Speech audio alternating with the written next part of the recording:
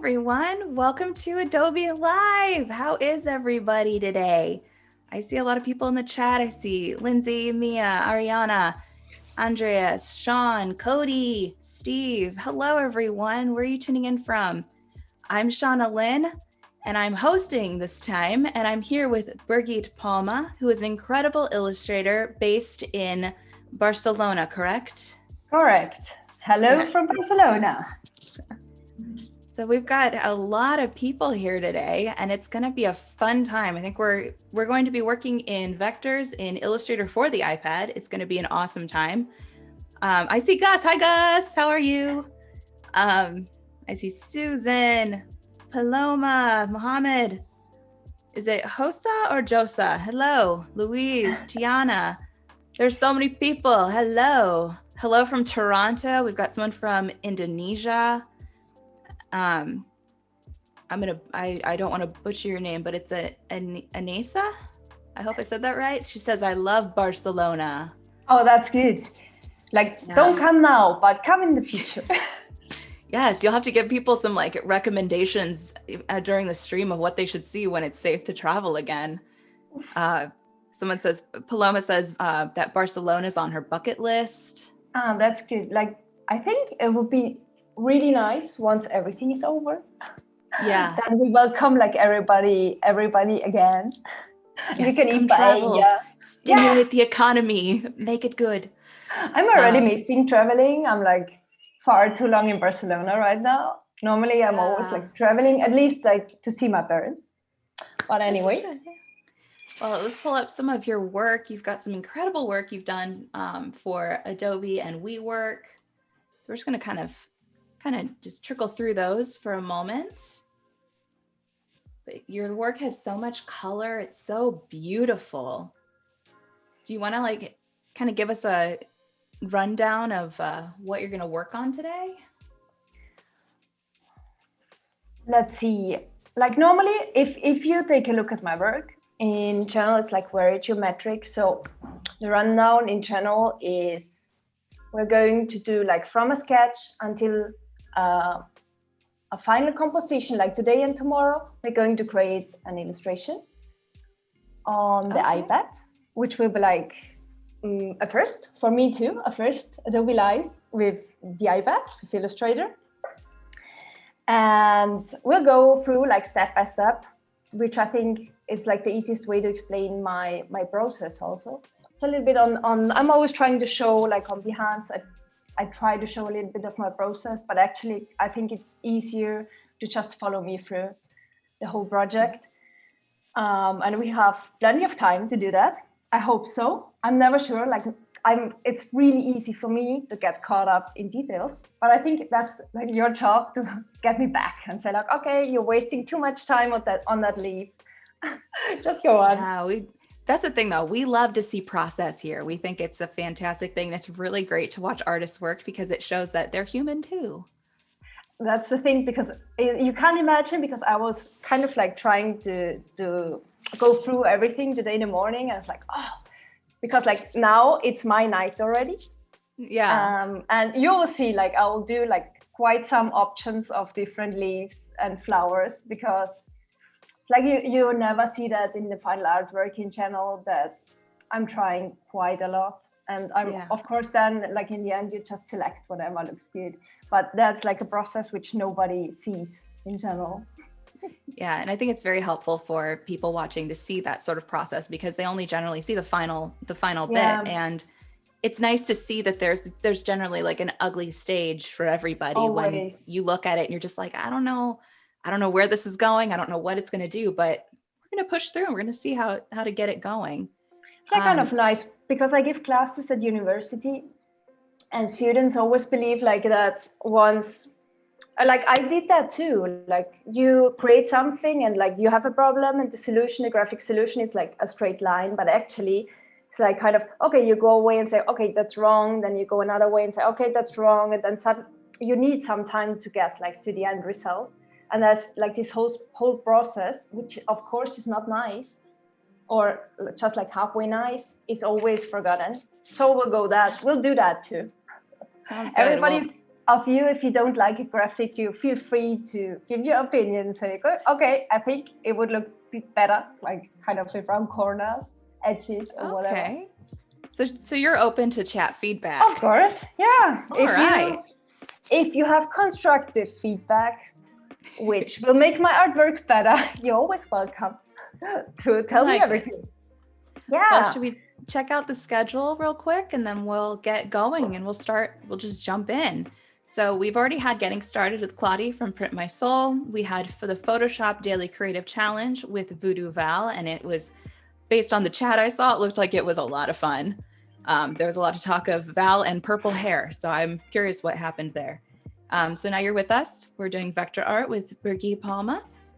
And then we have the Illustrator Daily Creative Challenge with Andrew Hockrattle, followed by the mobile app design with Jessica Moon and Talon Wadsworth, and the XD Creative Daily Challenge with Andrea Epi, and finally Doodle Therapy with Alice Lee and Anusha Syed. So it's a great lineup today. I encourage you all to stick around and hang out with us all day today. It's going to be really a fun, creative day. So yeah, let's get going. I'm excited to watch this. I love watching the process of other artists. Muhammad wants to know, are you also an animator? No, not really.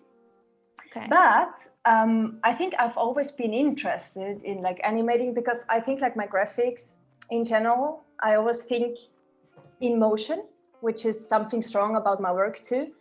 But then in the end, I do GIF animation, which is something which I can achieve in Photoshop, but like for real animation, like real nice one, I always ask friends of mine, because I think also that even if I would animate, it wouldn't be as good as if it would do somebody else who has like a lot more experience on it. But I would be happy to look more into it. Yeah. In future, let's say it like that. I mean, you said you do GIF animation. I could see that. Yeah. I mean, that would count. That would count, because it's not easy. It takes a certain skill to, sit down and really practice that. To be honest, I think I do like GIF animation in the most basic state, kind of on off, like small little changes. I think I know like artworks of other artists which make like amazing things with Photoshop, like animations. Kind of like that. I see mine as quite simple. But anyway, sometimes something simple, like a simple animation for a homepage, does its job. It's like just to get like the viewer stop and looking at this image. Yeah. But if it's something more, I think if it's something more in detail, like the Wheel of New Work animation, I gave that to a friend of mine, because it's just, I couldn't do that. Yeah. Say it like that. And so we have you working in Illustrator on the iPad, which was just released to the public last week at Adobe Max. So you can go and download that now, everybody. And it's an amazing program. It's an amazing program with a lot of a lot of new things. Like Radial repeat and the mirror option, stuff like that. I'm still like diving inside. So it's like 1 week I've been working with it, a little bit longer, to be honest. But anyway, we'll try. You all have to forgive me if I make some mistake on the way. But let's see. I think it's kind of like quite easy to get into it, because it's quite intuitive. I was like yesterday or the day before, I was even designing with the finger, which is quite nice, because I never knew I could like design something with my fingers too, like without pencil, of course. Let's see. In general, I would just like give you a small introduction. I already opened my file, and I just start with explaining why I'm going to do what. Because I think like always for me, creating artworks always kind of like personal, like artworks always get better when they have like some personal emotion in it. I think it's just because you get more creative also. Like this is, for me, it's like the link to connect artworks and emotion. So we're going to do a still life. And the whole process or idea behind was that I'm like from Spain, and since March I've been quite a lot indoors because of COVID. Because we had a lockdown, so we had to stay inside. I got sick, so I passed COVID. Yeah, but no, I'm like better. No, it was not that bad. I was lucky to be one of the ones who just had something like a flu. But anyway, I was inside and we couldn't, and then there was a lockdown, so we couldn't go outside. So I thought what I was missing, because I'm from Austria actually, and I'm from a really small town in the mountains, and now I'm living in Barcelona in a city where there's like hardly any trees, and I was the whole day inside, and I thought, okay, I'm missing nature. I want to see, I don't know, whatever. So I started to plant like stuff on my windows and stuff like that. So what I found like really nice was like flowers, because they give you like a good feeling. So that was what I thought would be like our theme for the artwork today. And normally what I try to do is kind of like having a sketch, and I wasn't sure here, like starting with it. I just did it in fresco, I think, rough one, because I'm not even sure like about the composition, but it's just like the whole idea. Okay, I'm creating a still life, and I'm going to kind of like play with it in a certain way. I never know how. Normally that comes during working on the artwork, but as I thought something like flowers smell quite nice, so maybe we take this smell as an option to break the artwork, kind of like to, I don't know, put some fishes inside or something. Addition, like in the office, I found that. So I think like something. Ooh, okay. maybe like a sardine can. Is that what that is? Exactly. So from Portugal, like very good sardines. Fancy. So I thought like maybe I just like use that can, and maybe I can use it instead of the flower pot or something like that. So that's the general idea. And we'll try to go through like everything.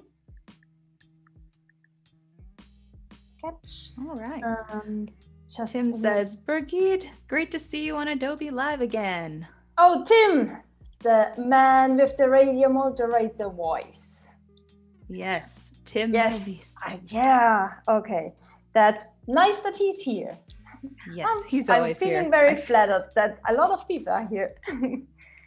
I feel like Tim and Adobe are sort of like the same at this point. Like you can't have Adobe without Tim at this point. That's good. Yeah. And I saw a couple questions in here. I got to scroll back up and find them. Bram would like to know, is it possible to be creative without sitting behind a computer all day? Oh, of course. I do think we're much more creative if you don't sit behind the computer all the day. I think like the idea, for example, for this artwork, I didn't have sitting in front of the computer. I think you always have to, when you can, you have to move away from the computer. I think that's, or even like if you can do something with your hands much better. That's also something why I prefer to work on the iPad. I'm quite a digital like person, to be honest. I always do sketches on the iPad. I rarely draw on paper, but actually I do think once I draw on paper, I always have like much more ideas. Because you just can work, like the work with your hand connects in another way with your brain and with your heart than having like a digital machine, a screen in the middle. So what I would suggest is always doing both. So be creative without a computer if you can. I think that's much better. Yeah, and I mean, if to add on to that, I think it's important that you do step away from the computer. Yeah, it's like this whole. I know I've been, for example, I don't know how about like all of you, but in general, I do need a lot of time away from the screen, so I get this, like, you know, this emotion that you want to create. Like sometimes if I create too much, I kind of feel like I'm not that. It's the same as you would eat like strawberry cake every day. You get bored of strawberry cake. So what you have to do is you have to change your habits, that you go like, for example, vacations help very good, but also like stuff away from the computer, like going for a run or whatever, helps me to get back with new energy. Okay, let's see. Yeah, I see you have a mood board up here. Oh yeah, I have a mood board somewhere. No, here not. I just have to find it. Okay. Take your time. We're good. We've got plenty of time. Yeah. What I love is seeing your sketch too, because there's so much. It's so geometric. I'm actually not that good in drawing. I would beg to differ. I think that's a beautiful sketch. Yeah, but like if you imagine, I think you would be much better in drawing somebody running, because I don't have the notion of, I can't imagine somebody running. I would have to see a picture of somebody running, so I can draw somebody who's running. Actually, I can't do it out of my imagination. And then geometry helps me a lot. You will see that like through the process also, I always use geometry because it ensures some simple kind of principles that you get it right, kind of like everything is kind of aligned, and everything has like a certain harmony, and that always helps me. So I also draw geometrical, because like, for example, if you would look at this flower, like this flower is like not geometrical, so it's not that nice. But then when you look at other stuff, it's kind of like easier for me to imagine how it would look in Illustrator afterwards. And then there's this problem, because you always need some reference images, of course, because I don't know, like I don't know how to draw flowers. So that's the reason why I search for reference images. So I was just like, maybe I'm going to add some more. I made a library, because I searched like some images kind of which could fit quite well in the flower, like in the still life, because I'm not going to redraw my sketch. I would start with like looking at real images, and then from there, like I would do like this reduction thing. That's what I'm doing a lot. I would look through, for example, here, just to explain it to you guys, what I would do, not white, gold. What I would do, for example, I see this leaf. So what I would do is kind of like, okay, this looks, if you would do it geometric, like a heart, and it's mirrored. So that would be my leaf. So that would be my solution to how to construct this leaf in Illustrator afterwards. Same, for example, with this flower. So what do I see? I see like different petals, like one or many, let's see, and a circle. So that would be my solution for the marguerites. Same here. This is like, actually, this is a circle, and then I see a star in here and a small hole, and that's like kind of how I would look at reference images, and then do this abstraction thing. And so it's possible for me to construct everything based on a rough geometry. I think I'm missing one more flower. Let's see. And are all these references from Adobe stock? Yes. I put like all of them in the library, because I'm never sure. Normally I search too many. Just create a library in Creative Cloud, and then I just put them inside and see like, okay, I'll sleep one night over it, and then let's see which one I'm going to use. Same happens here, because I thought like some small flowers would be like pretty nice. Let's lock that one. So same happens here. For example, what do you see? So those could be easy like normal petals, but actually, again, those are like petals who have like a heart shape. Same as, for example, here. This one is a circle. And, you know, like I don't like irregular shapes that much. I like to make like the organic ones. You can always see like some underlying structure. So this would be kind of, maybe it can be somehow like that. Not sure about this one. Probably we have to, or maybe there could be also like another version that could be like dots. I don't know. we have to try that out afterwards. Yeah, it's all about experimenting, right? Yeah, and also like with the Radial repeat tool, it's quite easy. I'll show you afterwards. It's quite easy to change things, to make like various adaptations of files. This one would be like, actually, I'm a fan of too much. So this flower is too much. And I think it's like very nice, but it also looks kind of like hard to create. Actually, it's a circle, and then maybe they're like different kind of bells around, and then something like that. Of course, like afterwards, it won't look the same.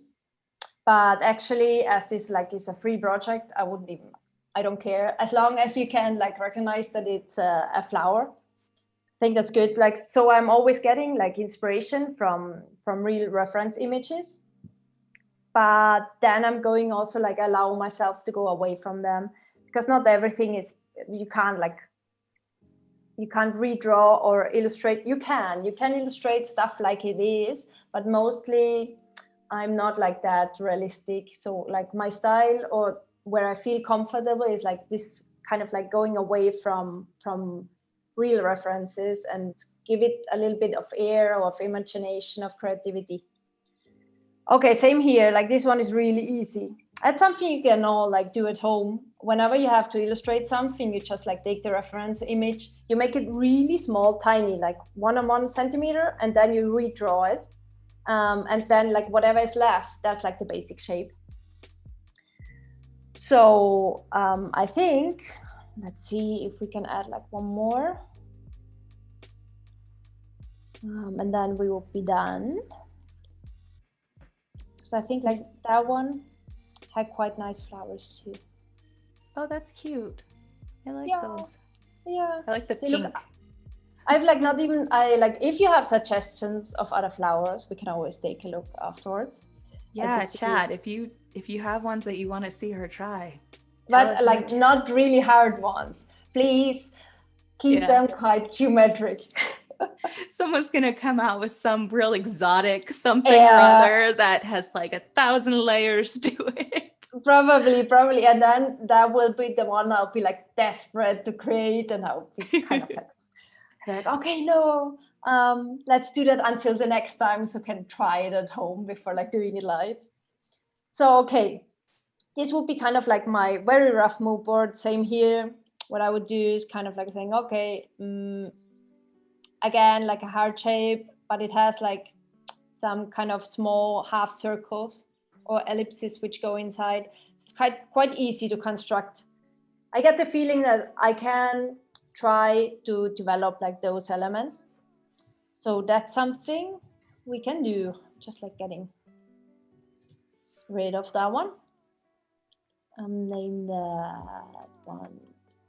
Mohammed says, what about a palm tree?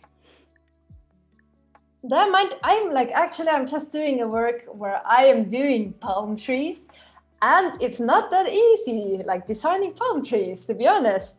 I was trying that like quite some time. I could try to put like one palm tree leaf, because if I would draw it out of my imagination, because I've just done it before, it would be something like that. Mohammed like also the leaf. Oh, that looks like a palm tree leaf. Yeah, I know. We can try. Yeah. I grew up in Florida. I know my palm trees. Oh, that's good. You can help me out. Let's see. Yeah, that looks like a palm tree leaf. I like it. Palm tree. What else do we have? Inspiration. Tulips. Tulips are very nice. We also have birds of paradise and lily flowers. Oh, how does this, the birds of paradise? It's like a flower that looks like a bird. Wait. It's really interesting. Birds of paradise, just to have like a look. This is like, in Spanish it's called Flor del Paraíso. Ooh. This one is really nice. Yeah. Okay. I'll just like make a mental note. But this flower is really hard. Let's see. It's so cool though. It looks like a giant hummingbird. Yeah. It looks, and especially like it does smell very good, because I got one. Yeah. Ooh, I can't say I've ever smelled one. You should.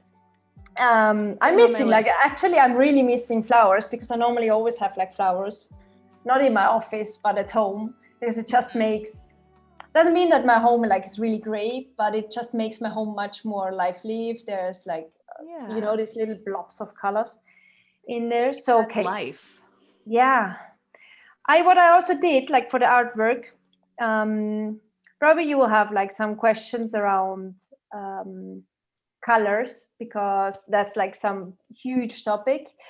For this live, I already like just fixed some colors we are going to work with, and I created a library for it because it's just easier. Because normally what I do, I create an artwork and then I make about like 20 color versions to see like which one is the nicest one.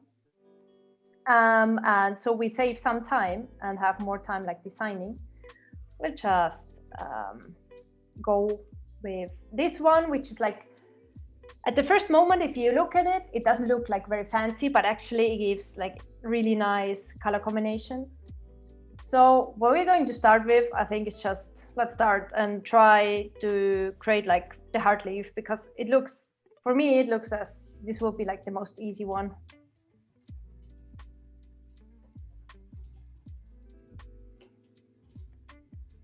So let's see.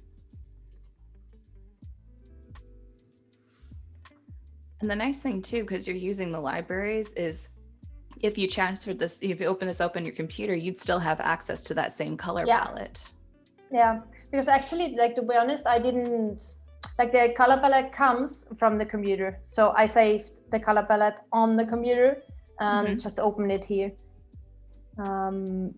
Because I have like huge, what I do, I have like a Pinterest account that just like save like a lot of color references. And then I'm also looking up like cooler, like Adobe color wheel, to have like different versions. And then like once I decide on one, I just like throw that in the library, because I sometimes do reuse colors for artworks, or just like start with one color and then like once you're like into the flow, like once you are creating an artwork, you suddenly know, okay, this like is a harmonic color combination, but then you just change like 2 colors and you have like a total new color theme. So let's see. Fairy wants to know, how do you decide the color palette for your artwork? I do have quite a lot.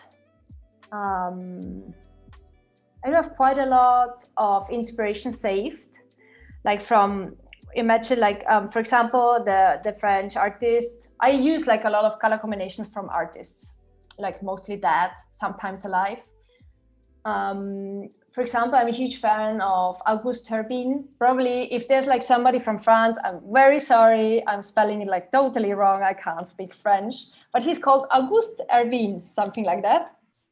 So he has like the most fancy color combinations, really strong ones, bold ones, I don't know, just lively ones. And that's something I like to do. So let's say this one, like what I do first when I design an artwork, I create like all the elements. Afterwards, mostly I go and I redo elements if I see that they could be done better.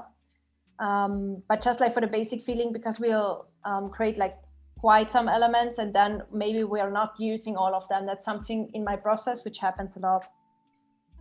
So this one is good. Let's create like the marguerite, which is also quite easy. And for that we have like here, there's a new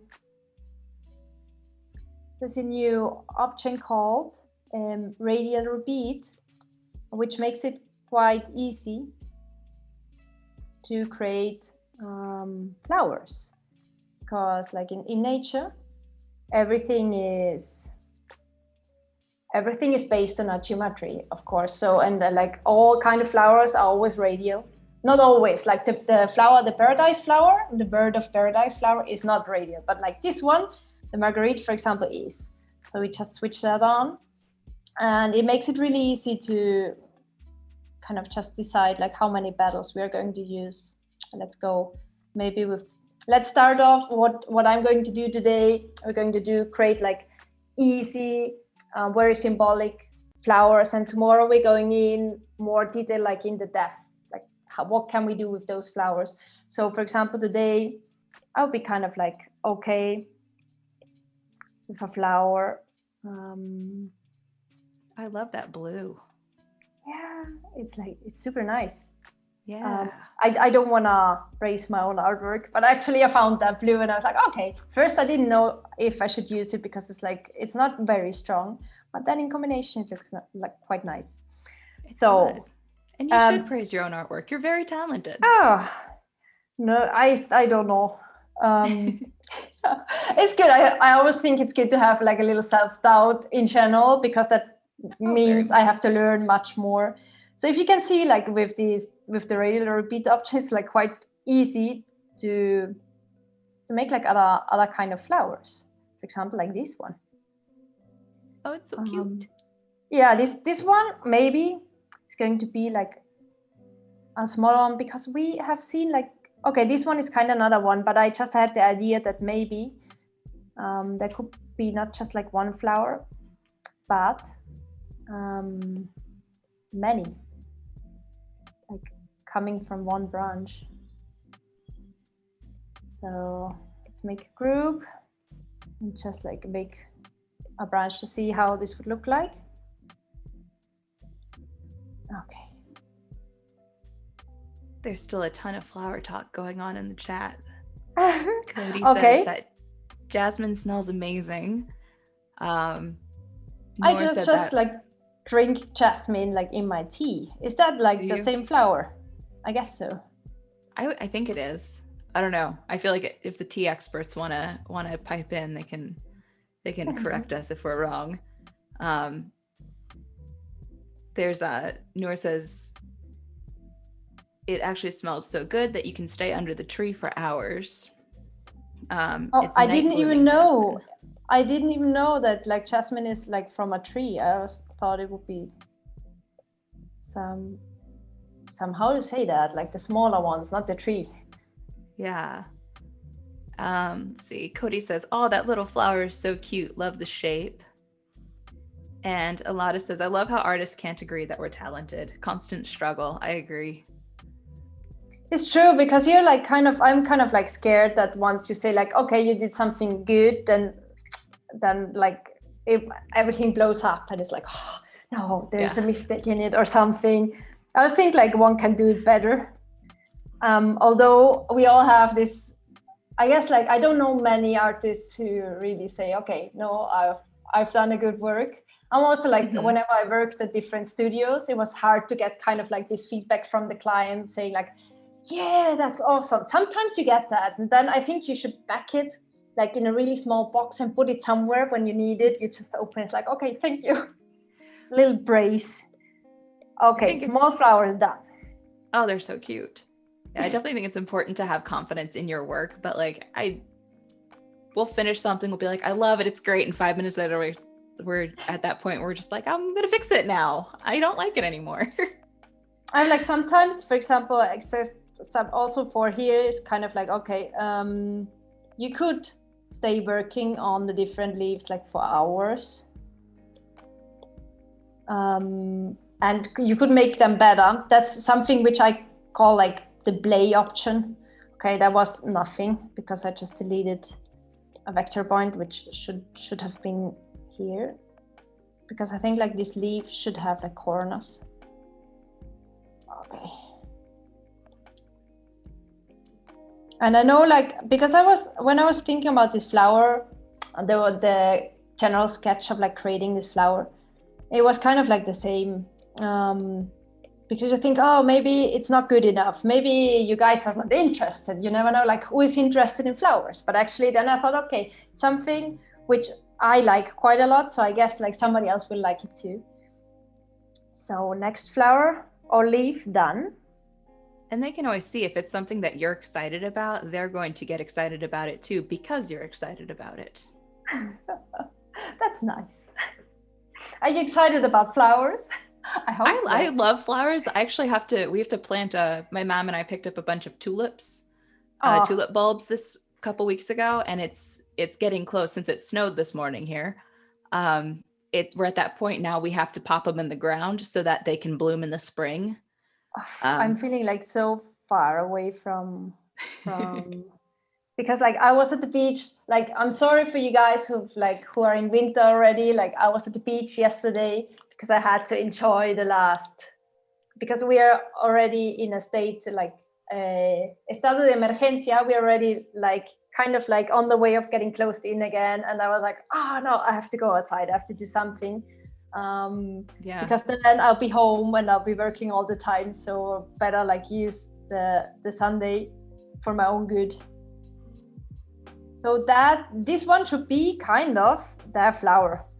Maybe it doesn't look like it still, but I think it looks like a flower to me. I like it. just like Ooh, that's like cool. okay, sometimes I also, or a lot of times, I just invent other things. So because I thought that would be nice if this flower would be hanging, because we have like quite some, these flowers would be nice if I would have something like that.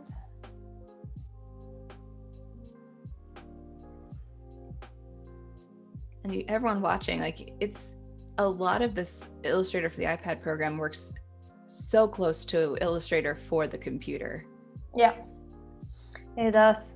It does, but and it doesn't. Like it's like whenever you learn a new program, it feels like you get a new, like something new is opening up, like a new horizon. Because I'm like, I think about new programs or general like new devices as something which gives you another style, because it does, like it changes the style of the artwork you do.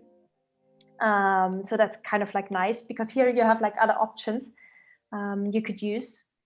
Mm-hmm. Okay, let's make that. I'm like totally inventing my flower now. I'm sorry. That's like a part of the process. No, it's Which, fun. It's fun to watch you think in real time too, because you're making these decisions as you go. yeah, because I do think kind of like you always at a certain point, like maybe we aren't even there yet. At a certain time, like at a certain point, you have to decide. Okay, am I going to do my thing, or am I going to do like what nature said? So, and I'm kind of like always at the point I'm doing like half my thing. I mean, if you think about it, there's a lot of things that haven't been discovered yet. So maybe you're creating a brand new flower that will be discovered one day. Or maybe some which is like in the jungle somewhere. Okay, look, Nor says that's like some. This looks kind of wrong optically, but I think I like it because of that. It's because Yeah, it would have I to be like like it. we just keep it in a moment. We always can Yeah. throw it away. So actually what I'm doing in a moment is just like using the repeat option with like different let's see, with different with different shapes, like starting off, because like you remember like this flower, maybe it could look something like that, like the easier way could be like that. Mm-hmm. If you imagine, like I've glasses, which is kind of like an advantage, disadvantage and advantage, because it's like quite easy for me to not see the exact shape of something. So because like if I just take off my glasses, I see everything is blurred, so I don't see details. And I had like really big problems with that when I was younger, because I thought, okay, I want to put like all the detail in my artwork, but then I thought, okay, maybe maybe you don't need to put all of it inside. Okay, so good. What are we missing? Oh, the morning glory. This one is so nice, but it's so hard to do, because actually it's a circle. I tried that already and I failed totally. Because actually what it should make is a circle. And sometimes like you don't know how to create like different things, because actually if I would draw on top, it should be, I think, something like that. But if it's not geometric, it won't look good. Let's try it with we can just like do different ways. And I found out that's like my hype for today. So if you make a triangle, that's pretty nice. Like if you make a triangle, you can make more corners. I didn't even know that this also exists for Illustrator on the computer, but this is like my find of the week.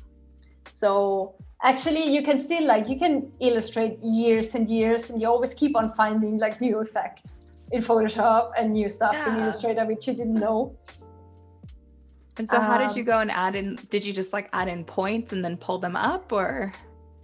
Like for example, if I would like, normally I always to start from a square, because it's quite easy. You make a square and then you like connect some points and you add some points and you pull them out, and then that's like my way of how I would do it. But here is like nicer because it's also a way of playing, because you can see, okay, you can do like a flower which has those 5 points. Just like try, because you never know how this will look like once you use like the Radial tool. Kind of like looks nice, and of course it looks like different, and then you can always like go inside and you can kind of like change the initial shape.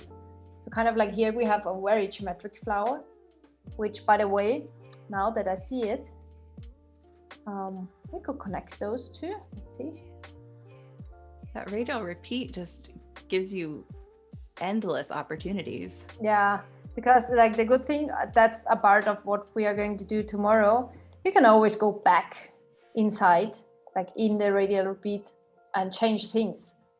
So for example, if you like, once you're done with like what we are doing today is kind of like making composition and everything, but you could also like just create like this very easy different shadings. For example, for the flowers, if you want to have like one flower popping up or stuff like that, works really good. But that's like part of tomorrow's program. For today, we'll just stay with geometric shapes. Okay, let's see. Oh. Also, everyone, in just under an hour, we're going to be doing our artist spotlight.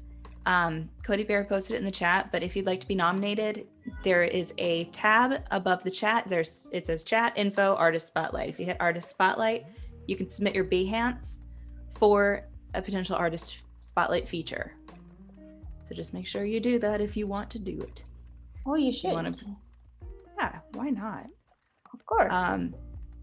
And I saw someone here, Nishant said, I'm 25. Am I too old to learn illustrations? No. There we go. No. It's never too old. It's not, you're never too old to learn. Like additional, like imagine the people, like 25, actually, I'm like 35. 25, you're so young, you could learn like everything. Even like I have a friend who's 40 and she wants to be a lawyer because she studied just the wrong thing. And I'm still like, why don't you do like, if I can see that you would be like a really good lawyer, why didn't you just like study it? You just like invest 4 more years. And she's like, no, I'm so old. I'm like, okay.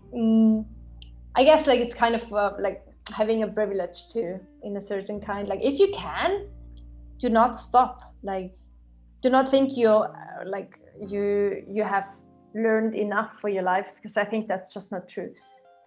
There's always stuff popping up, like for example Illustrator on iPad, which forces you to learn something new, which is good because it urges you to like look at new technology and to find out like cool things which you can do. Like kind of, this is fun because when I discovered that I can do those flowers, I was like, oh, that's fun. And that's also like a huge so it's like saving me a lot of work. That's like kind of funny, because I'm like super fan of saving work. In the end, because of that, I guess also I construct everything in a geometric way. Okay, let's try to do this morning glory, because I believe in you. You can do it. What I would probably would just like, I don't know. Paloma says a 102-year-old woman just went skydiving. Ah, yeah, you see? So, I mean, you're never too actually, old. that's maybe something I wouldn't do because I'm like freaking scared of height. Or I wouldn't do that. But I would do other things. Ziplining once. That was a lot for me to do. I just think, okay, maybe like do it. Like it's good that like the old lady did it. Mm-hmm. But probably it wouldn't be mine. Yeah. And I mean, if you want to learn how to draw, it doesn't matter what age you are because the barrier for entry is so low. Like you just need a piece of paper and a pencil. Yeah. First that, and second one, like whatever you assume, like if you think about like learning how to draw, it's like not learning how to draw perfectly because you don't need it. Like it's rather learning to do something which you think is fun. And also like look at all the artists which are, for example, like you don't necessarily need to draw well to be an artist. For example, everybody could discuss the work of Joan Miró, for example, because like his drawings, I don't know if you know him, it's a Spanish artist. So his drawings are kind of like childlike, and he was like a really famous artist here. I don't think like you need to draw like professionally super good. Yeah, I mean, there's always going to be work that appeals to everyone. I mean, look at any of the modern art museums. Yeah, there's things that you'll walk in and you'll go, "That's art," but yeah, it is. Yeah, of course it is. It's like it is, but it's also like in the, I don't know how to say that in English, but normally like the beauty lies within the eyes of the viewer also. Yes, and the beauty is in the eye of the beholder. Exactly. Yeah, it's like there's a painting in the MoMA in New York, and it's just a canvas and it's painted blue. And I remember the first time I saw it, I was like, what is this? And then you read the description and it's like this specific shade of blue that this artist made. From whom is it? And that's the art. I wish I could remember who the Is it from Eve? Was. Eve. Oh. I'm going to Google because I feel like I should know this and I don't. Or I feel I should know like a lot of things and I keep, but it's the same like with programs, the same with life. Like I feel I should know the history of like Spain and Yves Klein. Yeah, Yves Klein, exactly. Because that's like this blue, no? Kind of. It's like yours is a little paler, but it is very much almost that blue. Yeah. So also like this, for example, is a very fancy blue color, the one he used. Okay, let's see. We're going to check to see if we can make.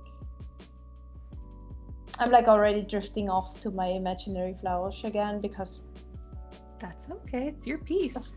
If we compare it, like the dot should be in the middle, but I think it would be much nicer if it goes around. Okay.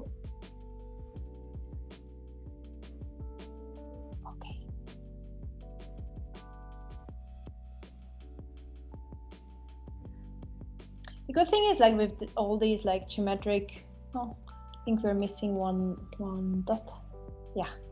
So the good thing with all these geometric ways are I could give you like this flower and you would, if you would like continue on with it, you would do like create like a totally different flower. And although like the basic shapes are the same. So. That looks so nice. What do you think? I don't think actually it looks alike that much. But you can tell how you used the reference and how you made it your own. It's a good thing because I'm already like going away a little bit from the references. The very important part is that everything kind of like fits together. So like everything what I design up here, like maybe this one, for example, this one is missing some detail, but maybe we can fix that afterwards. Let's try that one. This one is like round. Probably we could, if we make like a very abstract. I'm also like a huge fan of abstract artworks, kind of like, I don't know, of Picasso, of Dali. Okay. So I think it's kind of like nice to mix artworks up with stuff which doesn't have like necessarily has like anything to do with it, because it has the same, gives like the viewer the same opportunity to just stop and ask himself like, hey, why is this here? Or that's something I do quite a lot also. There was something earlier in the chat that I did want to ask you about, because you mentioned you did the sketch and then you slept on it. So do you generally, when you work, do your sketch and then step away from it for a night? Always. And then come back the next day? Like, if I can, I always do that. Like, if the time allows it, because I do fall in love with artworks or sketches which are not really good. It's just because, you have this baby and then you draw it and you want to make it, and it's like, I want to make it, and the client says, for example, no, I want to have like option B, and option B was your option B, and it's like, ugh. So what I do normally, I create everything, I sleep like one day over it so I can detach a little bit, and on the next day, because that always happens, then it gets like very this freaky artistic thing, saying like, oh no, like he doesn't like my artwork, like it's good, like these comments are shit, and like the whole life is falling apart. But then instead of like writing, kind of like being sad and everything, I just put everything in a drawer. If I can go home, sleep over it, the next day you just take a deep breath and you're like, okay, let's look at that feedback, and then you find out that it's like, it's never really bad. It just, okay, it can be really bad too, but mostly it's just very constructive trying. Like, it's your job to figure out, to make it work, like the stuff you do with the view of your client, which is kind of nice. And normally I work with Arnaud, who is not here anymore, so we're in the same room, and he's rather on the design side of things, so he has like a very straightforward view of things. And that helps me a lot, because when I have a sketch and I'm like not really sure about it, I just show it to him, and he always looks at it in a totally different way. And it's not just with him, but with a lot of people, because sometimes I think we tend to fall in love with our artworks, while like another option could be also like quite good. I don't know, like this flower could be, I'm not really sure about that. So if I'm not really sure, I just do another version. Yeah, I think that's so important for the chat to hear, because I know as artists, like we do internalize that stuff. Like we do love what we create, because why we wouldn't create otherwise.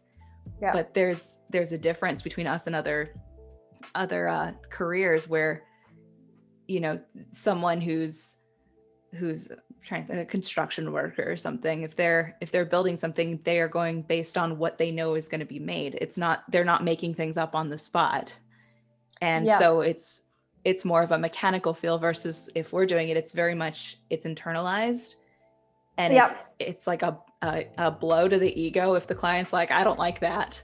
And then you sit there and you're like, why don't you like it? Because it's fantastic. Exactly. Or for example, like also that happened to me earlier. Like now it doesn't happen anymore, because now my partner is not designer. So he has like no clue about what I'm creating. He actually finds everything lovely, which I think is like quite nice.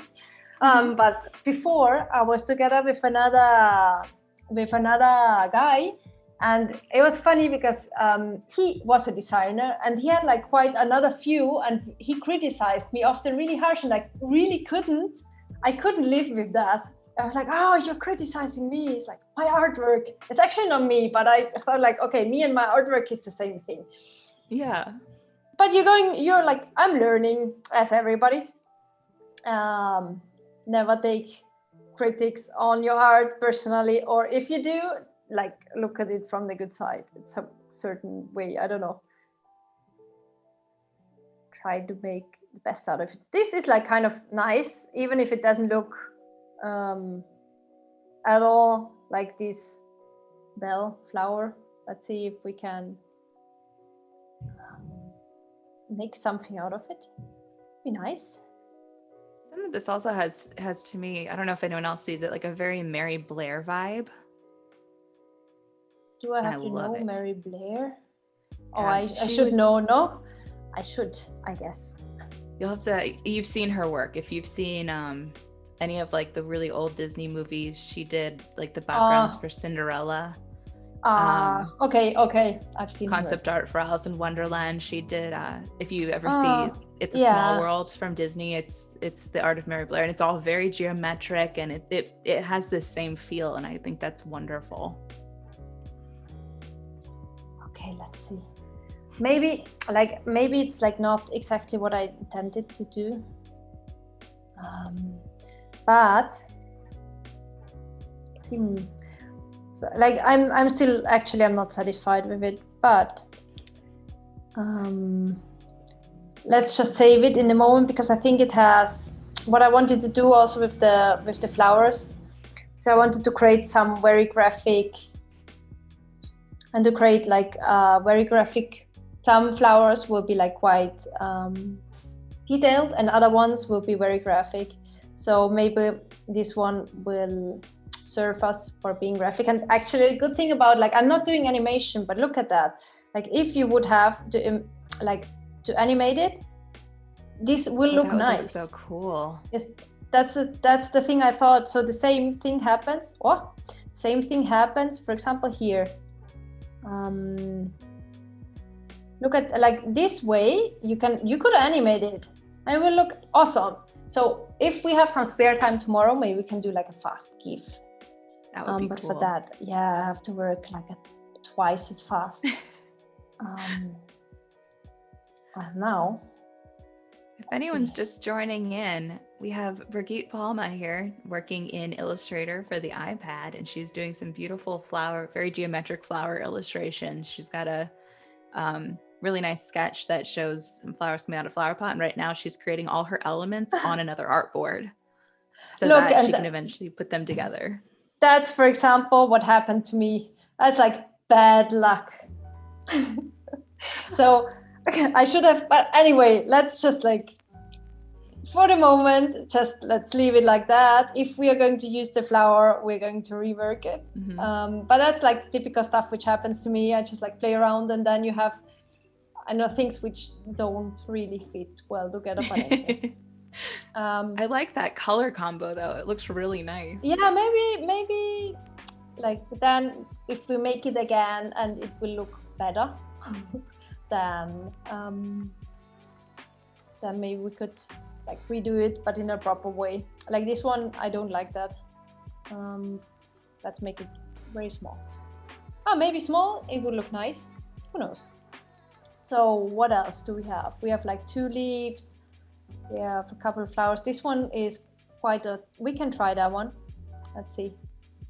So this one is just like one which has a lot of different leaves. Where am I?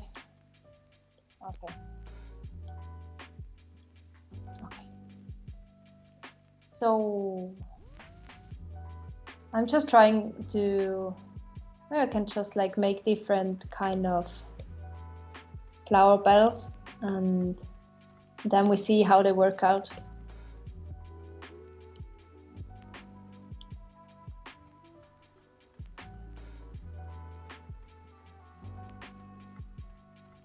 Maybe we can even using this function. I didn't try that often until now, but which I think is really nice in here is the shape builder. It helps me quite a lot.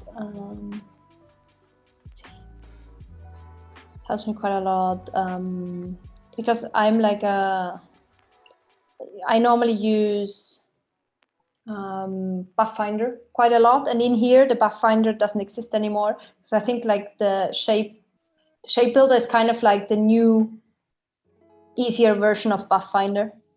Because I don't know if you all like work with Illustrator, so the buff finder is always like something which helps you a lot if you know how to use it.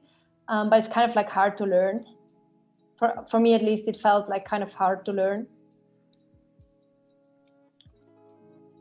Okay, let's see. Ooh, how does this I look? like that. Like it goes, like actually it does go from,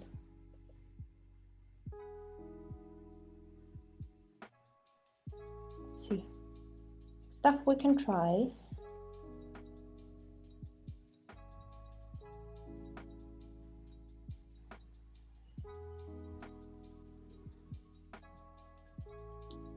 Okay. And if anyone Like has any questions for Birgit, oh yeah, feel free to always. ask in chat. Always, I'm always happy about questions. Sorry, I didn't mean to cut you off. No, I'm like trying to get this flower right, which actually doesn't look the way I want to have it. Yeah, maybe like that. Ooh, I kind of do like that. And then let's like,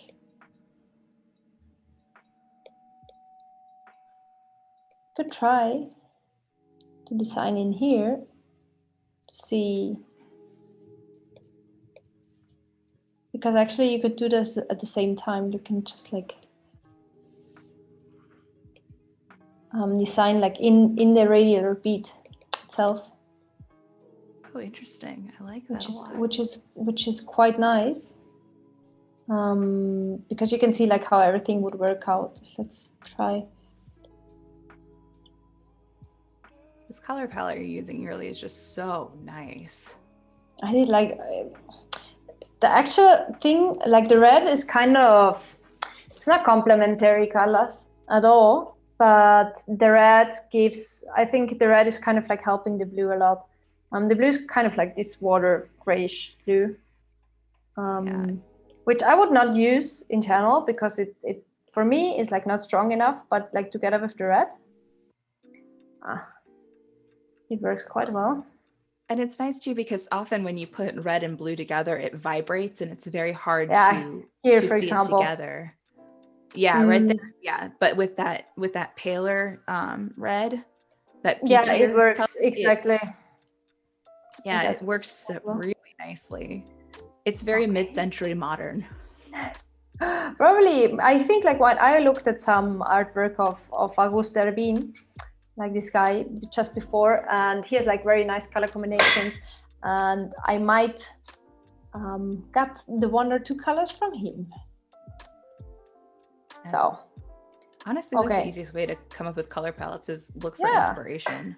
No, and then you just like, what happens also like, and then once you're kind of like done with it, you just change it a little bit and that's it. Yeah. Have you tried the color picker on Adobe Capture yet?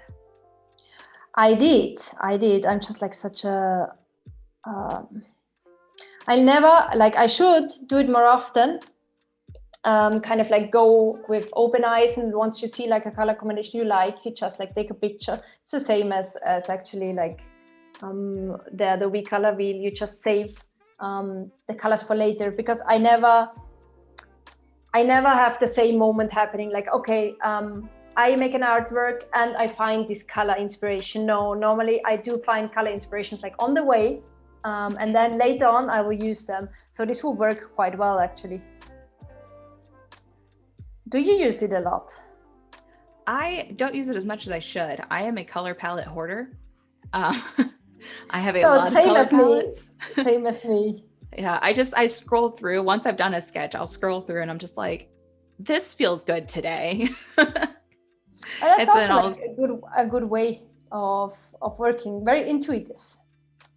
Yeah, and sometimes too, it's like if I'm doing something for Halloween, I generally go to like orange, pink, purple, and black. But it's also like that's what you do normally, because you just like you have to make a connection between the artwork and the emotion or whatever you're like. If you make an artwork about Halloween, it's like good to use those color. Maybe then you can break out from there. Yeah.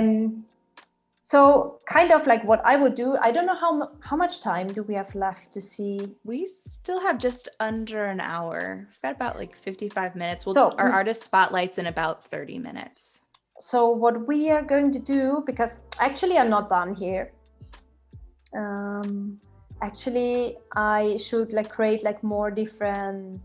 I would, in an ideal case, I would create like some more flowers. Maybe we can make a tulip, or like a closed one.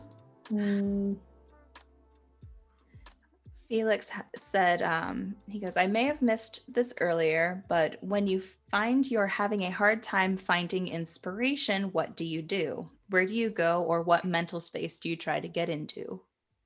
Try to get away from the computer. Doesn't help at all. Yeah, really. I do think like for me, it sounds so cheesy, but I have quite good ideas walking around.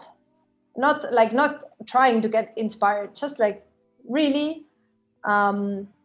walking around, doing nothing, like not thinking about work. That helps me quite a lot, because in the end, I think like whenever you do some work and you get out of inspiration, you fall out of inspiration, you just like, you go on a walk and you don't think about it, but you're like, your brain actually keeps thinking about it and does the job for you. If that doesn't help, in my old work where I was, we had quite a good way of when you felt like totally out of inspiration, you just go to your bookshelf, whatever book, like it doesn't have to be like artistic, or they can use paper, and you switch off like one page and then like try to take inspiration from the one page, and that you will see that sounds totally ridiculous, but it's true, because you get the inspiration you need. I should try that. That sounds good. It's quite nice, because I think it's when you fall out of inspiration, I think you're just like stuck somewhere. And I think like looking at something else, or being forced to, because actually we don't have that many problems with inspiration when we have like borders, kind of like, okay, your artwork just can have like 4 colors or 3, then you get like inspired through that. So if you can't do that, you have to create the borders within your work. You have to create them on your own. It's a thing I did, for example, with that's what I did, for example, with the flower pot, because it's a still life. It's okay. There are like hundreds of still lifes. If you Google it, there's too much inspiration. So what I did, okay, I want to have like a still life, but it should be like somehow different. And then I didn't know exactly how I wanted to solve that, but then I just saw like also like this can of sardines is something which I just found, and which of course like helps me then in the process, because actually maybe I could also like take a can of Coca-Cola now, but it helped me like in the process to get inspired to use this can in the artwork. By the way, we don't have a can. What do you say about my tulip? Not that good, no? I actually love it. It looks like a tulip. I do think this looks kind of weird. I think tulips are a little more bulbous, a little wider in the flower part. If I'm not mistaken, before they bloom. You mean like that, or the other way around? Like that. Like that, and then they're just like, they're a little wider, but that's, I think, a little closer. Yeah, I think that's actually it. Yeah. I'm trying to remember back to our blooms that we had in spring, and they were just like they were very full, and they looked like these balls of petals ready to just burst open. And when they did, they were like huge. I don't think I've ever seen tulips as large as we had. No tulips in Barcelona. Okay, I think I'm like kind of more satisfied with that one. Okay, just let's leave it like that for the moment. Let's try to like design this can. Perfect. Cody says, when I finally stop thinking about art and I'm just watching TV and relaxing, that's usually when my favorite compositions come to mind randomly. You see, that's what happens. I've taken to emailing myself when I have ideas because I can never remember them long enough to get to a sketchbook. So I Me have too. emails to myself of just like random words. But that's a nice word. Like, actually, I also like, I do never have those. I don't know if you do that, but I have those dreams. If I'm really bothered by something, like some work doesn't work out like it should, I dream about it and I dream the solution. And it might be like totally stupid. And then I wake up and I'm like, oh, that's so good. I'll for sure remember it in the morning. And then in the morning you wake up and you just end up knowing, yeah, I had the solution, but I can't remember what it was. Yeah. And it's I've like done that before. terrible. But that also means like it shows that we're under enormous pressure sometimes. I've had times where I've been driving because my ideas tend to hit when I'm driving, which is the most inopportune time. So I've started using Siri on my phone and I tell Siri to take a note and half the time it doesn't like recognize half the words. So it's a jumble. And I'm like, I'll rewrite it when I get home, when I'm not driving. And I'm just going to hope I remember what this was supposed to say. And does it work? Sometimes. You see. Okay, let's see. The can is quite like, you see, I have bigger problems in designing. It's like always the same. Like whenever I have something geometric, which is not like natural organic, for me it's like even easier to design something like that because the can is really easy to design, for me at least. Sardine cans are so fun too because they're such an interesting shape. I also do think that sardines itself like are quite nice to design. Like fish, normally I think like fish are quite difficult to design actually. Okay, so there's a lot of ways you can go with fish, and they are like there's the standard like like oval with the triangle, and then I just want to say probably if I would draw fish, so my version of fish would look like the version of the kindergarten fish. So yeah, the draw where it's you use one line. So kind of like something like that. Yeah. So that would be my option of. But anyway, maybe good enough. Let's see. A fish. Just needs a little eye and a little tail, and it'll look like a fish. Yeah, I'm not that sure about it. Maybe. Okay. Look, we put that in the back. And we turn it. Oh, no, not that way. We actually have a few questions coming in. Yeah, give me some questions in between. Oh. So I can like fix my very not that good looking fish in the meantime. Oh yeah, I would recognize that as a fish. Yeah, now you would recognize it. Look. Yes. I like that you added the fins though on top and bottom. So Nishant says, I have one more question. I like to complete a project in one sitting. If I take a break in between, I get bored or disinterested and I feel like redoing it from scratch. Does this happen to you? It does happen. It does happen, but I think like, I'm not really sure how old you are, or how much experience you have. Like for me personally, once you have an idea, normally it's not that bad and you have to have like the confidence to stay with it. Like sometimes it's like a fine line in between knowing that what you're creating is not good enough and throwing it away, starting over, because that also sometimes happens.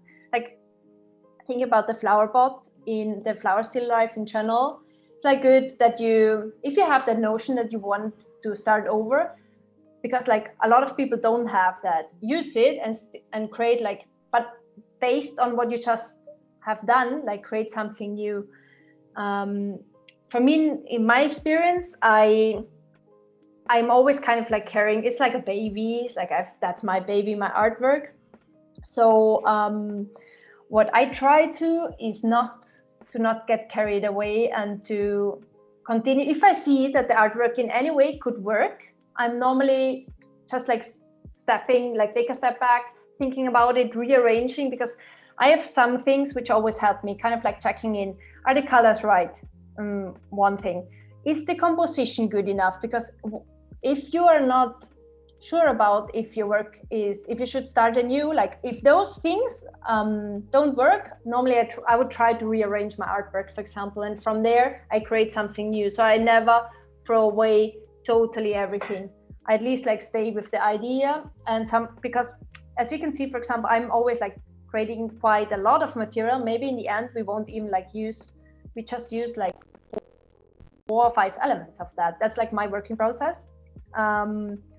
But what I would do is if you can do it and you have time, throw it away. Otherwise, I would just try to repass, like, these common design principles where I say, okay, is the composition right? Is the feeling right? Like, what is the spacing? Can I make something new? Because what I do quite a lot of times, I repass the basic design principles, there are like 6 or 7, which we learned in school and nobody ever remembers.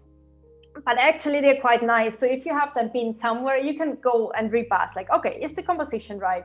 Is the hierarchy right? And all these things, in the end, they help me a lot to just create like better artwork. I hope that answered your question. I think it did. It's a matter of like recognizing when to push. So it's a matter of recognizing when to push through and keep pushing, and when to say, you know what, it's not working, let's rework this. And I think that's something which you learn with, that's experience, in my opinion.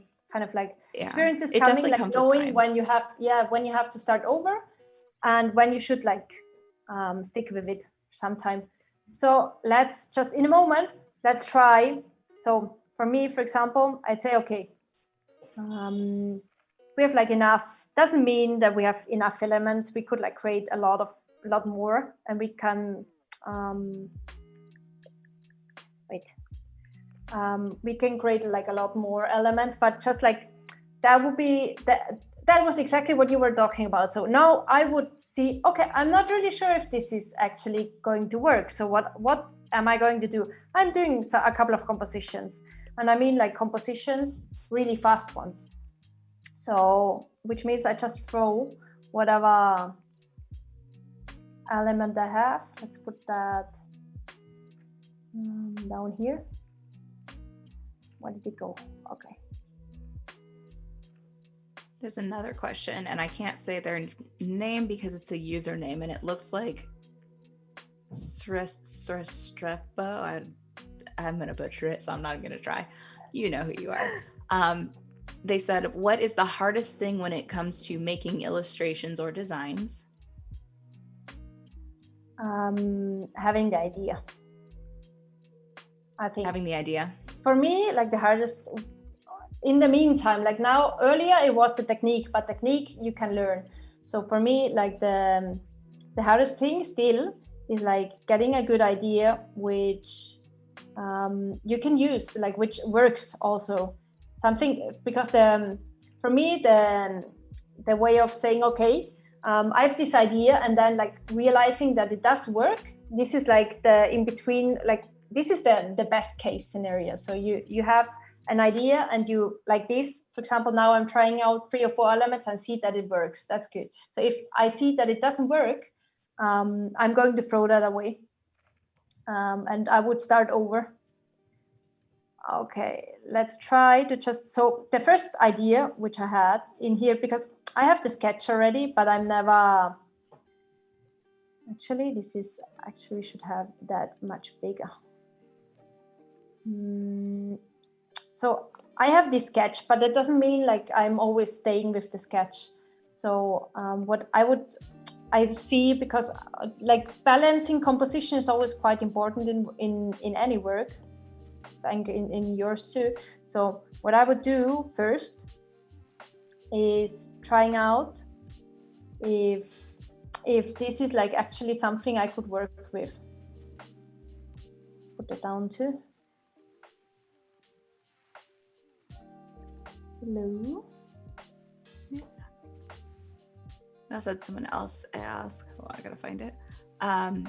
Kirsten says, I only illustrate on a desktop. Would you recommend investing in an iPad to illustrate versus a desktop? No, I don't think so. I think it's like a nice to have thing, it's like it's fun. It gives me like a lot of new inspiration, but I couldn't work. To be honest, I couldn't work just with the iPad. Like desktop is very important. So the iPad is nice to have. Like you have to see it more like that. So it's nice to have if you have the money. And if you, for example, I do travel a lot, not in the moment, but normally. And so this is a kind of like a way how I could work while traveling. But to be also honest, like what I said before, so my good ideas come when I'm not like working. So also kind of like, okay, maybe it's always like in between. So now I'll be working even more. But I really do think it's quite nice. It's like a complete new workflow. And I think in future, in general, everything will be heading more in this way also. I think like the desktop and iPad somehow will merge in some future. Okay. So I would, if you can afford it, if you think that you want to try it out, or maybe just like borrow it from a friend. Like if you have a friend with an iPad, try to borrow it to see if this is something you would like to work with potentially. That's something I would do, because that's also actually what I did before. Because I was just like, okay, I'm not really sure if I wanna work on an iPad. I just lost my flower. If I want to work on an iPad, and then in the end, I do enjoy it quite a lot, but I couldn't do with just desktop. It would be impossible. Like, I'm much faster. For example, I'm much faster on still, because I'm not used to that. For example, if you would like to prepare something for print, I think in here you could do it. But still, like I'm used to the desktop version. I think just like for working professionally, I think you should have both, or at least you need the desktop still. In future, maybe we're going to change, who knows, and work from our phones. So let's see. I love those little flowers. They're so cute in that. I think they make, like, there are always small details which make up like which make it like very nice. Okay, let's try. We're just like, that's actually like a really fast test. Where's my flower? In here. Mohammed wants to know, is the golden ratio important in illustration? It is. Yes, it is. But I do never use it. But actually, if you then think like about artworks, it's the same, because you do use the golden ratio without knowing that you use it. It sounds like ridiculous, but actually it is like that. We have like this inner harmony. That's what I said about composition before. It's kind of like you could make a composition using golden ratio, or you just can like intuitively make a composition and find out that you executed the golden ratio, like without even knowing. I think so. Yes. Import. Yeah. I'm not really sure. Do you use the golden ratio? I don't actually, but then if I have a closer look at my work, I see that sometimes I'm using it very much. I think so much of it too, like you said, it does become intuitive. Like we did learn it in school, and it's just something that as you get more comfortable with illustration and the more that you work and the more illustrations you create, you find that you'll do it without thinking, because you do focus on kind of using your elements to pull people around your illustration, and there's always some sort of small focus in there. I think like after like if you don't use it,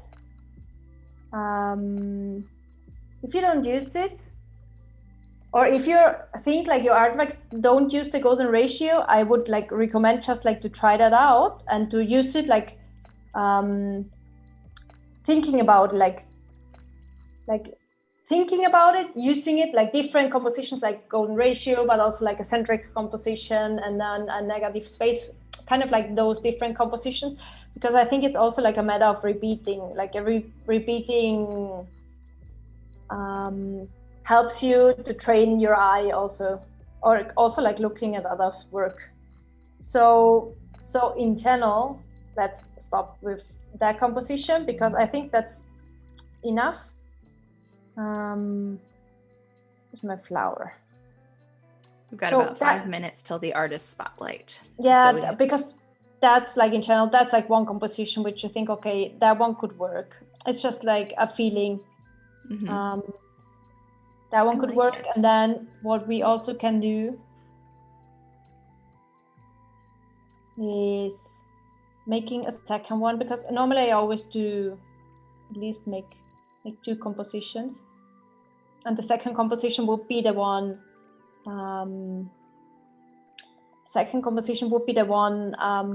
I tend to create, like to make the same as on the sketch. So let's put the can below and like let the flowers grow out of it.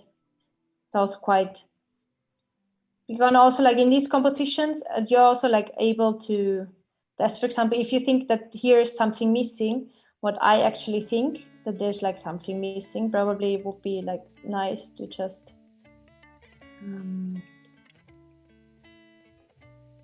kind of, you know, like this old school advertising where everything, like nothing is straight, something like to just give it like the background or some certain color.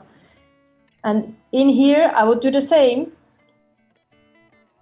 but just like creating the sketch from the beginning. So let's see, so I would take the can and make it smaller, because probably will be something like that. It's amazing that adding that shape in the background of your first composition, it added so much just with that one thing. Like, as you can see here, I will just do the same, because I think actually you're right. Because before, like the composition in general, it looked, there's like stuff missing. Of course, we can still like put leaves in here, and I think it would look nice enough. So either we have to work with the graphics and I have to make some new leaves, or we are going to try like another composition, like something like that.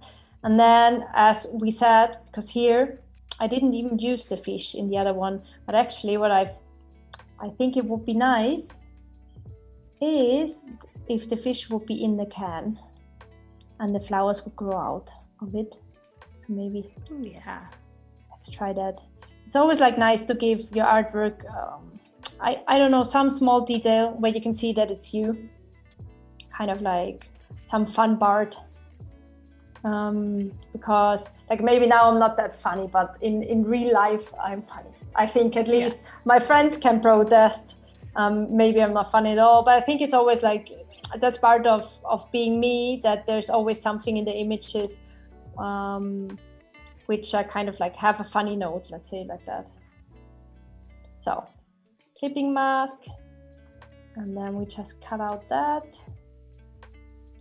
and post it on top. So you have to see that we're still like in kind of like a test mode, but that's something which we are going to achieve today, so we know with which artwork we're going to continue tomorrow. So we're just like, so probably I would do something like that, just like connect. Oh, that's so fun. All the flowers. I love the fish inside. I think it would be even like nice if there would be like a fish coming out of it in a certain way. So let's see, where did you go? The layer master. So okay, in front of the can. So that's, of course, that would be like the whole work, kind of like connecting all of it.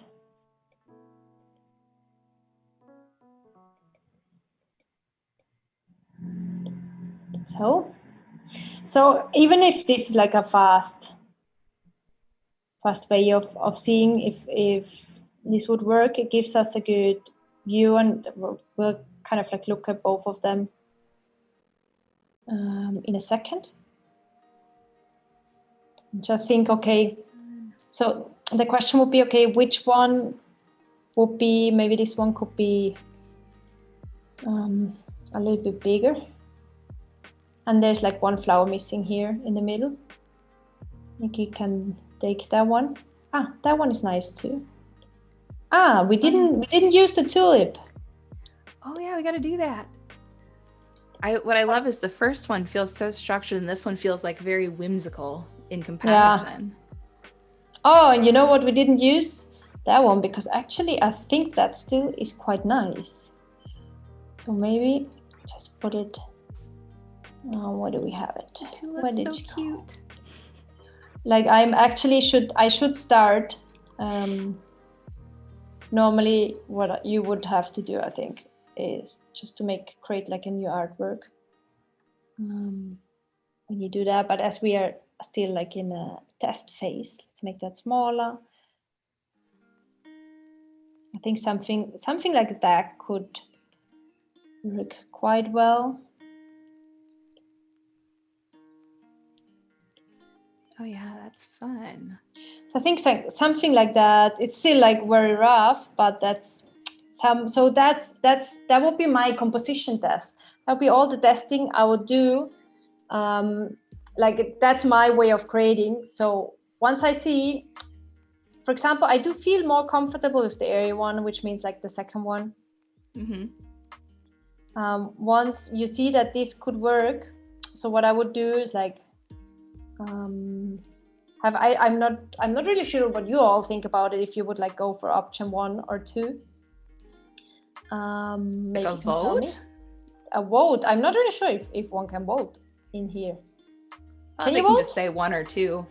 Exactly, just say 1 or 2. So actually, it's just like what I would probably go with the second one, because the first one. Now that's the thing I said before, like babies. So this one is I think it's like too neat. I don't know, it's too neat for myself, I think. I'm not really sure. Maybe I still would have to change the colors, and maybe it would change a little bit if this would be dark and this would be light instead. But it's still like, it gives me the thingy. Maybe it's also like because there are like some leaves missing, but it gives me the feeling that this looks more, I don't know. I would have to invent something to break it up totally. Although it doesn't look that bad, maybe like there should be an eye or a fish somewhere in between, as just like a fast idea. Yeah, I like that little leaf actually coming out from behind the can.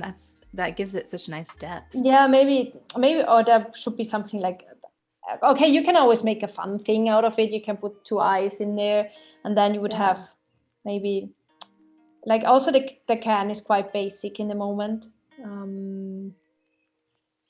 So I guess that could work, but for me personally, it does feel like a little bit too neat. So that one has a total different structure. Although it's centered in general, like you have the flowers on top, and you have like a lot of space here, like designing the can and designing the little fish. For example, there could be like a little fish who is holding the flower. So that's kind of like my way of working, getting to ideas also like while designing. So for example, maybe this fish could have, like for tomorrow also, or for continuing, like this fish could have an eye and is holding like a branch of a flower. So for me, probably I don't know what you say, guys, but maybe I would go with the second one. Really it's interesting because like Chad is saying that, well, Chad says they love the colors. That's a lot of people thank you. Yeah, it's a fantastic palette. A lot of people are picking 2 because they feel someone says it looks more lively, and then someone says I like the color in 1 but the composition in 2. They both give off different moods. Yeah, maybe we have to like put some more, maybe we just have to give the morning glory its like actual color. And I think it's also like a kind of a composition thingy, like to have all the colors, like that's, for example, that's something I spend a lot of time to get the right amount of color everywhere. What I also see here, which would be kind of nice, because what we could have is like, there could be like parts in the illustration which could have like another color, which would be nice. Kind of like having a bit of blue. So we have to cut that out and paste it in the back. Like that was too much in the back, I think. So what I would think, like stuff like that, for example, would help the artwork. For example, also like just a rough thing, so we could make that area red.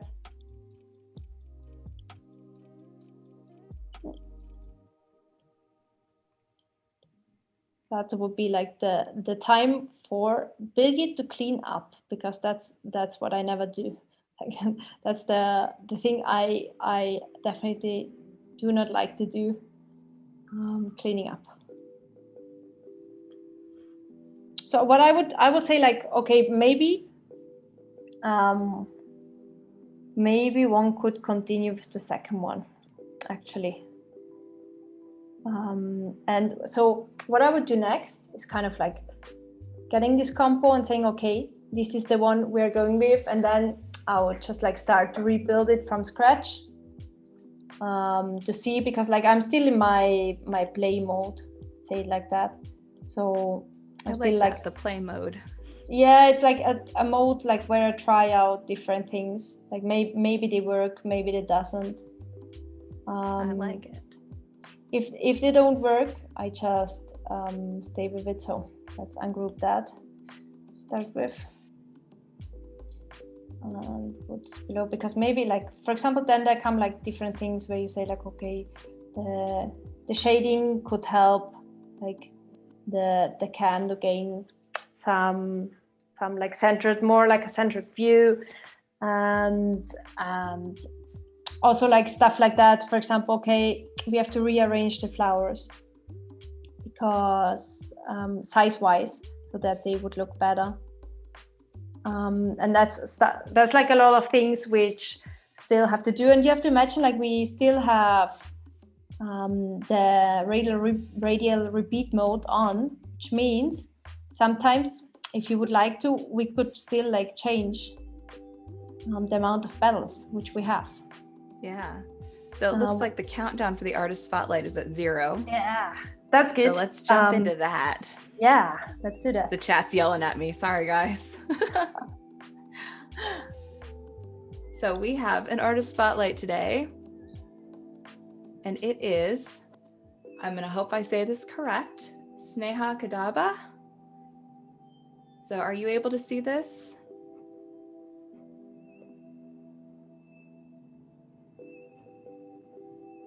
So we have some really beautiful work, and the goal of the artist spotlight is just to highlight someone in our Behance community who's doing some really beautiful work.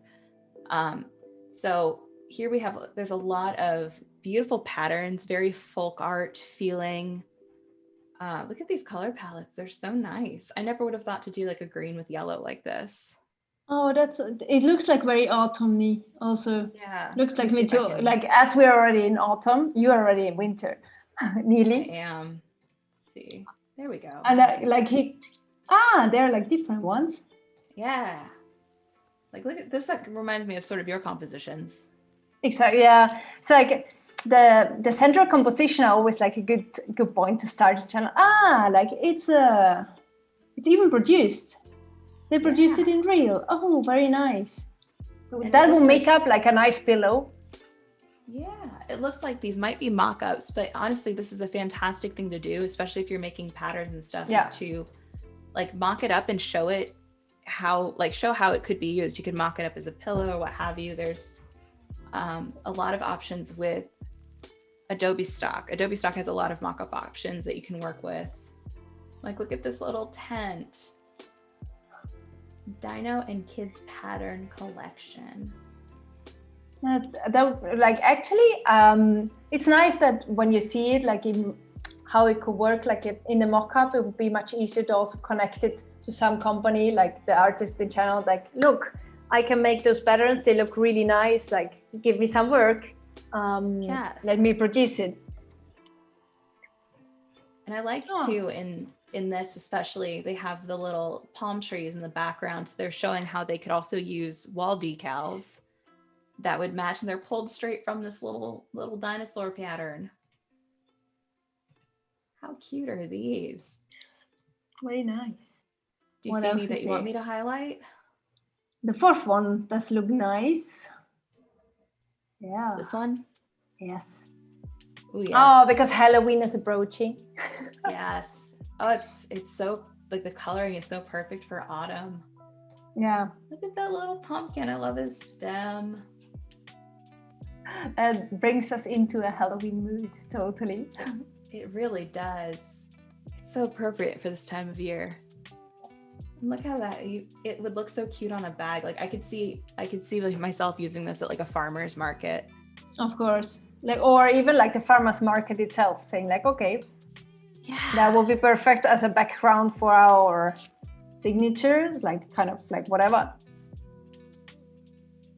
And this is just a bright botanical pattern. I'd love to see the whole pattern on its own too, because this is so nice. And the colors work so well. Let's see. Let's look at this fox one too. Oh, look how cute it is. And these, I believe these are like very like Swiss folk art, if I'm not mistaken. These flowers here. Might be. I think I could be completely wrong, but I think that they're influenced by Swiss folk art. I had a period in my career where I was like very folk art focused. But actually, like it's a very good inspiration in general. I never did like a folk art piece from Austria because there is a lot of folk art too. But I'm kind of like, whenever it's your own heritage, I think it's like not that easy to connect to, but it's like easier to connect to others.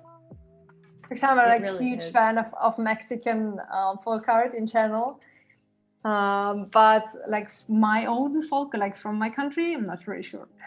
But that looks very nice. It does. And the thing that's amazing too is like it seems like every country has its own version of folk art. So nothing looks the same from country to country. No, I like but this is different too because it's very painterly compared to the others. It's like still, I think it's like always good to also try out like different styles. Not styles in general, because you're always keeping like kind of the same color range. You always like everything matches together in the end, but it's like nice to just like keep exploring in different directions and to not focus on one, because that happens normally like naturally. Mm-hmm. I like that they showed their process too, from start to finish with their sketch to the final. It helps, like I think that helps a lot, not the viewer but also like ongoing designers in general, to imagine how something has been made also.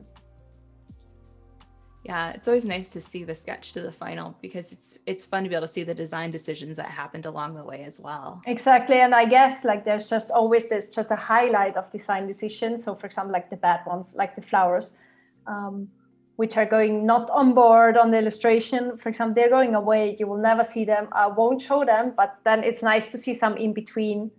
It's nice to show like show off your process a little bit. Mm-hmm.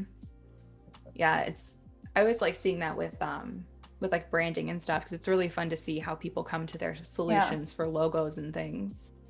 Because look at this. Go ahead. I'm sorry.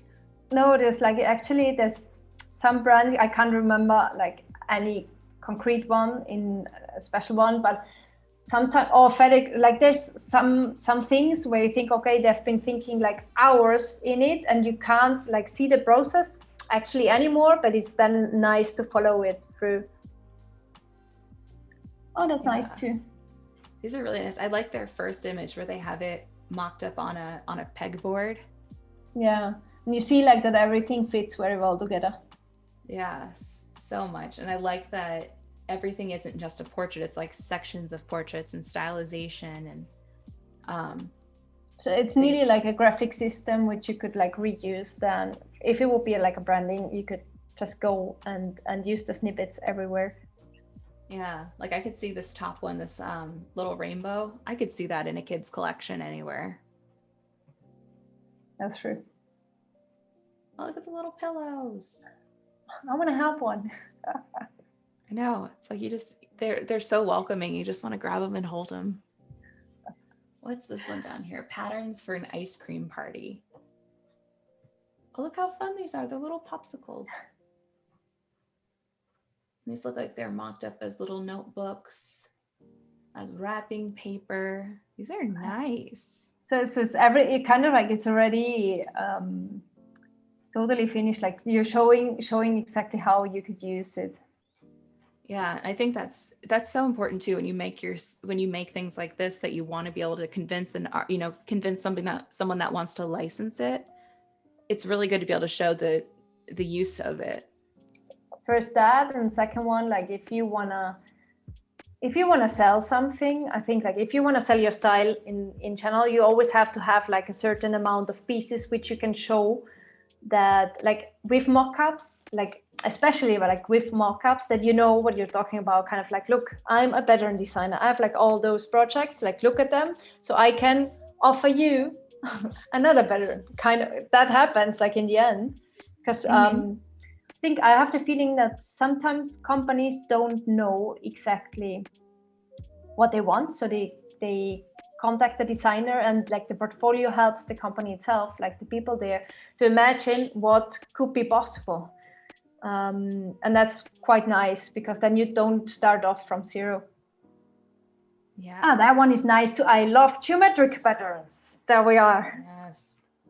This one looks like those tiles that you see in Portugal. Yes. Look like Portuguese tiles. That's true.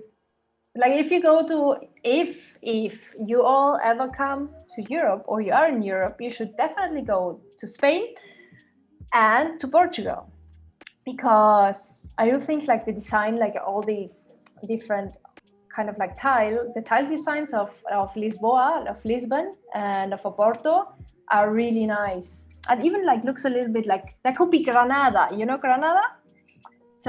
It's a city in Spain, and it has a huge Arabic influence. So it has, it's like architectural. It's super interesting because it has a lot of heritage.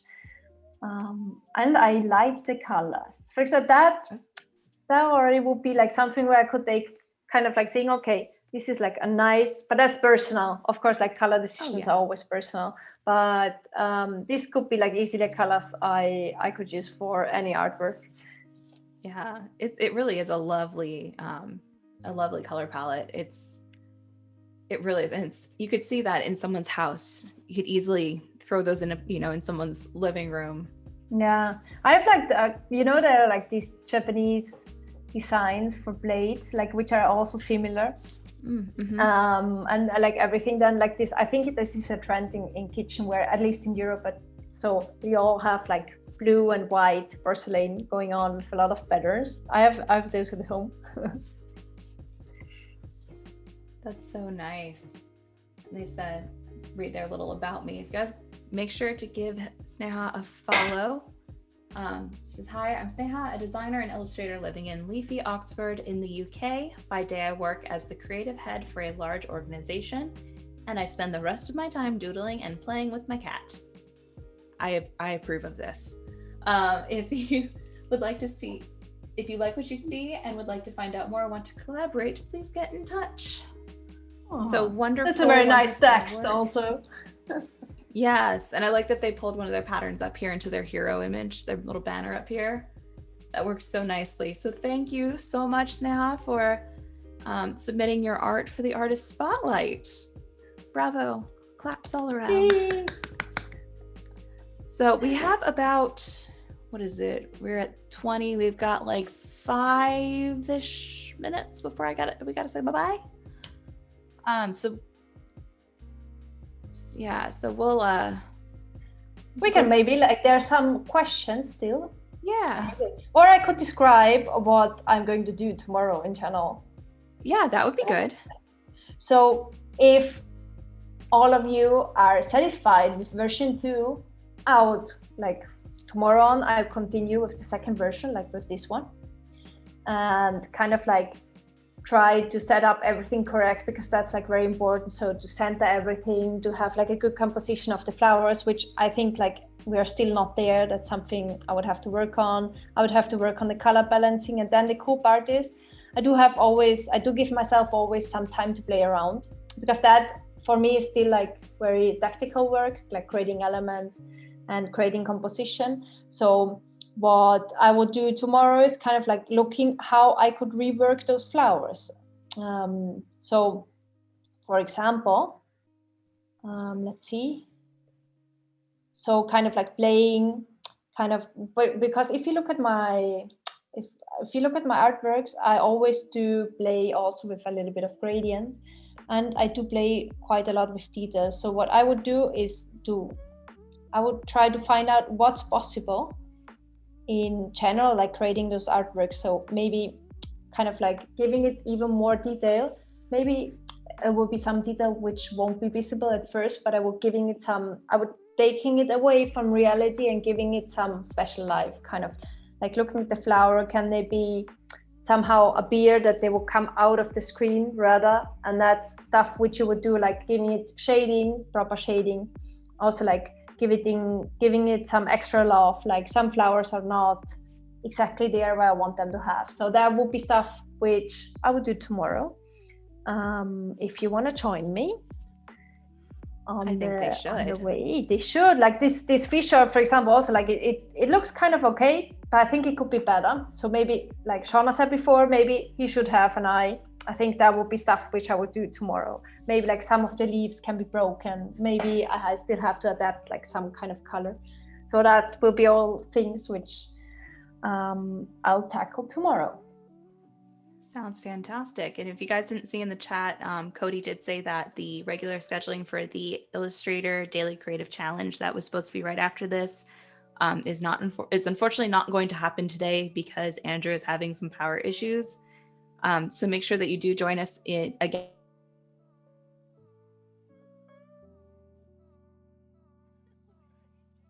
Oh, I think like Shauna just froze, or did I freeze? Oh, whoops. Okay. You're back. Oh, okay. Where did I miss off? Oh, okay. So Andrew's sorry guys, my connection got a little wonky there. The AI DCC is going to be, it's not going to happen today. We'll pick back up in a half an hour at 12 p.m. Pacific with mobile app design with Jessica Moon and Talon Wadsworth, followed by the XD Daily Creative Challenge with Andrea Epi, and then Doodle Therapy with Alice Lee and Anusha Syed. And I definitely think you should tune into all of those. It's going to be a fantastic day, and it's going to be the same schedule tomorrow. So we'll be back tomorrow morning at 9:30 a.m. Pacific time. And we'll be back with Birgit doing some really wonderful illustrations and seeing how she continues to pull this together. Oh, lovely that you all have been here in general. Like, I really enjoyed it, but there's still a lot of work which has to be done tomorrow. You can join again. It's a lot of fun to see your process though, and I think the chat can agree. So if you guys have any further questions, save them for tomorrow because we can answer them then.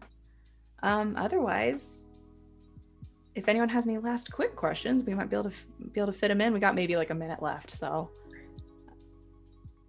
let's see. Will tomorrow's section be the same time? Yes, I did say that. We did cover that. And yeah, do you just want to? You have anything else you want to say before we end? Not really. I hope you have like a nice day, all of you, of course. Like, enjoy the rest of your hours. Like here, it's already night. I'll just like switch off the computer, and I'll go home. As we spoke about, like time without screen is very important. I'll be home cutting my plants. I don't know, leaves or something like that, or cook something nice. And you all, I don't know which time it is, but have a good day. Night. Well, you have a wonderful night. Get some good sleep. We will see everyone tomorrow, and we'll be back tomorrow, same time, same place. and more fun art. So thank you guys so much. This was a blast, and make sure you stick around. Remember, 12 p.m. Pacific, nothing for the next half hour, but just stick around because it'll be great. Okay, bye. Bye.